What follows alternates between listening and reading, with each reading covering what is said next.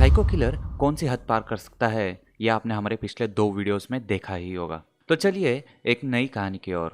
यह घटना भी एक साइको किलर पर आधारित है, जो तमिलनाडु के मद्रास शहर से जो अब चेन्नई बन चुका है। और इसी शहर में एक ऐसा दौर चल रहा था जहां रिक्शा में बैठने से लोग डर रहे थे।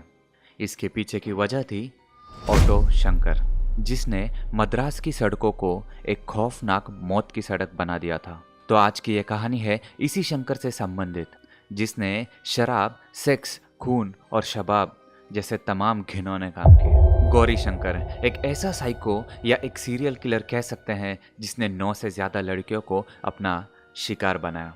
वो एक इतना भयानक इंसान था जो लड़कियों को पहले अगवा करता और उसका मन भरने के बाद उसके दोस्तों में बांट देता, और जब उसके दोस्तों का भी मन भर जाए तो वो उन्हें जला के उसकी राख को बंगाल की खाड़ी में फेंक देता। समाज में ऐसे लोग भी मौजूद होते हैं। हमारी आपसे विनती है कि आप संभल के रहें और हमेशा चौकन्ने रहें। तो चलिए जानते हैं ये कहानी विस्तार में। गौरी शंकर का जन्म साल 1955 में वेल्लोर नाम के तमिलनाडु के एक गांव में हुआ था। उस वक्त तमिलनाडु के ज़्यादातर लोग बेरोजगारी के चलते काम के लिए मद्रास में जाया करते। उस राज्य के लिए मद्रास मुंबई जैसा हुआ करता, जहां लोग अपने सपनों के साथ, उम्मीदों के साथ आया करते। और गौरी शंकर भी इनमें से ही एक था, जो आंखों में सपने लिए काम की तलाश में मद्रास आ गया। फिल्मों का शौकीन और पेंटिंग्स में दिलचस्पी रखने वाले शंकर को मद्रास भाग गया था, और वो मद्रास के पेयर नगर में पेंटिंग का काम करने लगा और वहीं पे एक छोटे से घर में रहने लगा। पेंटिंग करते करते उसने ऑटो चलाना भी सीख लिया। और उस समय मद्रास आज के जैसा विकसित शहर नहीं था। जो तिरुवनमयूर आज चेन्नई के पॉश एरिया में आता है, वो उस समय बहुत सुनसान शहर हुआ करता। तिरुवनमयूर से लेके महाबलीपुरम जो इलाका है, ये मछुआरों का हुआ करता था। इतना शांत इलाका हुआ करता कि पुलिस कभी पेट्रोलिंग करने भी नहीं आती। और यही सुनसान इलाका अवैध शराब का अड्डा बन गया था, जहां कोई शक भी नहीं कर सकता। अब गौरी शंकर एक ऑटो ड्राइवर से एक कदम आगे बढ़ गया था। वो ऑटो चलाने के साथ साथ ऑटो में तस्करी किया करता, अवैध शराब की तस्करी। 80 का जो दौर था, ये मद्रास के पॉलिटिक्स के लिए बहुत ही अनस्टेबल था। और आप जानते हैं कि पॉलिटिक्स में जो भी होता है, उससे एक आम आदमी के जिंदगी में भी बहुत फर्क पड़ता है। इस समय तमिलनाडु के सरकार ने राज्य में शराब बैन कर दी, और बैन एक बार नहीं बल्कि 2 बार हुआ था। और फिर क्या, इसके बाद शराब की कालाबाजारी होने लगी। और इसी में एक नाम गौरी शंकर का भी था। गौरी शंकर के पास तिरुवनमयूर के सुनसान होने का बहुत फायदा था। इस इलाके में अवैध शराब के ठेके लगने लगे थे, और इसी शराब को ले जाने और बेचने में रिक्शाओं का इस्तेमाल होने लगा। तो सोचिए, क्या आप किसी रिक्शा वाले पर संदेह कर सकते हैं? बड़ी चालाकी से ये सब होने लगा। गौरी शंकर इतना आगे बढ़ चुका था कि तिरुवनमयूर से महाबलीपुरम तक वो सबसे ज्यादा शराब सप्लाई करने लगा। इसी के चलते उसे शराब, फिल्म और शबाब का नशा चढ़ गया। वो एक कदम और आगे बढ़ गया और ऑटो शंकर ऑटो से लड़कियां भी तस्करी करना शुरू कर दी। यहाँ से उसकी एंट्री मद्रास के हाई सोसाइटी में होती है। देह व्यापार यानी लड़कियों को बेचना। उसने अपने खुद का एक गैंग बना चुका था, और उसी का भाई उसका राइट हैंड हुआ करता। और साथ में 2 और खास, एल्डिन और शिवाजी, और करीबन 10 लोग और जो इस खतरनाक गैंग के लिए काम करते हैं। लेकिन गौरी शंकर का भरोसा सिर्फ मोहन, एल्डिन और शिवाजी पर था। मोहन जो उसका भाई था। यहाँ पे सभी बड़े कामों को सफाई से अंजाम दिया जाता। स्थानिक प्रशासन भी इससे परेशान हो गया था। साथ ही देह व्यापार का धंधा भी शिखर पर चल रहा था। पेरियार नगर में उसका अड्डा हुआ करता था, क्योंकि उस वक्त कोई डेवलपमेंट नहीं थी और बहुत ही एक छोटी जगह होने के कारण कोई संदेह नहीं करता। और ये काला धंधा पेरियर की छोटी सी झुग्गियों में होने लगा। और जब यह बहुत ही ऊंची शिखर पे पहुंचा, तो इसकी एक ब्रांच मद्रास की साउथ की एक मशहूर और व्यस्त सड़क एलबी रोड की लॉज में खोल दिया गया। यकीन नहीं कर सकते, बट उसके साथ वहाँ के कुछ पुलिस वाले भी उसका साथ देने लगे। और सबसे ज़्यादा मशहूर वो तब हुआ जब उसने मिनिस्टर और बड़े ऑफिसर्स को लड़कियां सप्लाई करना शुरू किया। अब गौरी शंकर पीछे मुड़ के कतई नहीं देखने वाला था। उसका मुनाफा 100 गुना ज़्यादा बढ़ चुका था। इसी बेफिक्री में वो रहने लगा कि मद्रास में अब वो कुछ भी कर सकता है। मद्रास को वो अपना घर ही मान बैठा था। और कई खतरनाक वारदातों को अंजाम देना उसने शुरू कर दिया था। फिल्मों का शौकीन होने के कारण उसे डांस बहुत पसंद था।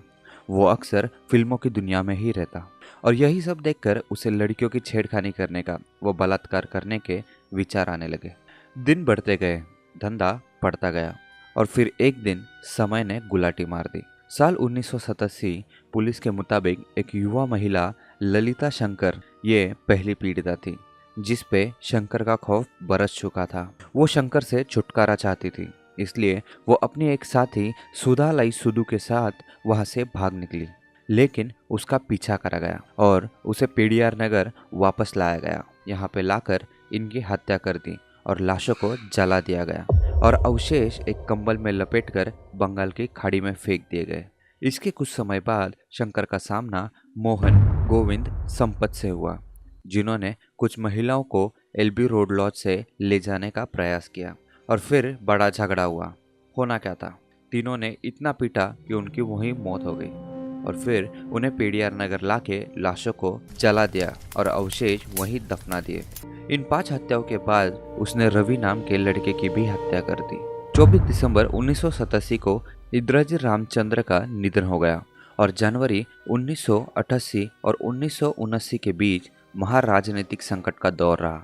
ऐसी स्थिति में वहां राज्यपाल शासन लागू कर दिया गया था। जैसे कि मैंने आपको पहले ही कहा कि पॉलिटिक्स में चेंजेस होने पर एक आम आदमी के जिंदगी पर भी प्रभाव पड़ता है। यहाँ भी पड़ रहा था। पुलिस शंकर को पकड़ नहीं पा रही थी और इसके चलते पीड़ितों के घर वाले पहुंचे सीधा राज्यपाल पीसी अलेक्जेंडर के पास। उन्होंने पुलिस महानिरीक्षक जफर अली को मामले की जांच के आदेश दिए और एक नई टीम बनाने के आदेश दिए।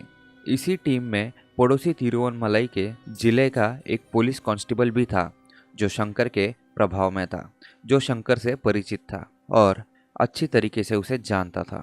इसके इनपुट पुलिस को बहुत काम आए और शंकर को पकड़ लिया गया। पुलिस ने उससे सारे हत्याओं की पूछताछ की और पुलिस ने फिर उसके घर की तलाशी ली। 1988 में उसके घर से 3 लोगों के कंकाल मिले, जिससे आसपास के इलाके में सनसनी फैल गई। खबर मीडिया में आई और मीडिया भी उस समय अपना काम बेहद अच्छी तरीके से निभाती थी और मीडिया ने उसे नया नाम दिया, ऑटो शंकर। शंकर के साथ मिले कुछ पुलिस वालों के भी नाम सामने आए और उन्हें ऑन द स्पॉट सस्पेंड किया गया। शंकर को बाद में मद्रास जेल भेजा गया, जहां से अगस्त 1990 में भागने में वो सफल रहा। बाद में उसे उड़ीसा के रूरकेला से गिरफ्तार किया गया और इसके भागने के प्लान में उसके साथ 3 जेल वार्डन को गुनहगार बताया गया और निलंबित किया गया। शंकर के भाई मोहन सिल्वा जेल वार्डन कनन बलम और रहीम खान को अपराधी षड्यंत्र रचने के लिए 6 महीने सक्षम कारावास की सजा सुनाई।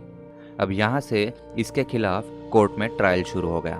पुलिस के मुताबिक शंकर पर रवि, ललिता, सुधालई, मोहन, गोविंद, संपत की हत्याओं का मुकदमा चला। इन लोगों को मारने के बाद या तो जला दिया गया था या घर के अंदर दफना दिया गया। शंकर ने कोर्ट के सामने अपनी सुरक्षा में एक चौंकाने वाला जवाब दिया कि सभी हत्याओं के पीछे सिनेमा जिम्मेदार है। जी हाँ, सिनेमा। उसे सिनेमा में दिखाए क्राइम के वजह से ही ये सब हुआ। उसे सिनेमा देखकर प्रेरणा मिलती थी और वो रियल लाइफ और रियल लाइफ में फ़र्क ही भूल जाता। इस बात को उस समय के एडिशनल जनरल ऑफ पुलिस ने भी एडमिट किया था कि सिनेमा से सीखकर ही उसने अपने अपराधों को अंजाम दिया। परंतु बाद में जो भी शंकर ने बताया वो बहुत हैरान करने वाला था। उसने अपने कबूलनामे में कहा कि जिन भी लड़कियों को उसने किडनैप किया था वो सब पॉलिटिशियंस के लिए थी। उसने कहा कि जब पॉलिटिशियंस उनका इस्तेमाल करते तो वो उन्हें मारकर समंदर में फेंक देता। बट इसके बावजूद भी एक भी पॉलिटिशियंस पर केस नहीं दर्ज हुआ, ना ही किसी का नाम सामने आया। कोर्ट में मामला सामने आने के बाद साल 1988 से साल 1979 तक 2 साल के बीच हुए 6 मर्डर के लिए ऑटो शंकर और उसके खतरनाक गैंग को दोषी ठहराया गया। शंकर को एल्डिन और शिवाजी के साथ मौत की सजा सुनाई और बाकी के कैदियों को आजीवन कारावास की सजा सुनाई। इसी क्रम में 4 साल तक जेल में बंद रहने के बाद 27 अप्रैल 1995 को तालिम सेंट्रल जेल में उसे फांसी लगाई गई। आतंक खत्म हो गया, गैंग इनएक्टिव हो गई। तो ये दिल दहला देने वाली कहानी थी ऑटो शंकर की। हम ऐसे ही क्राइम की स्टोरीज आपके लिए लाते रहेंगे, तो हमारे इस चैनल को सब्सक्राइब करना ना भूलें। धन्यवाद।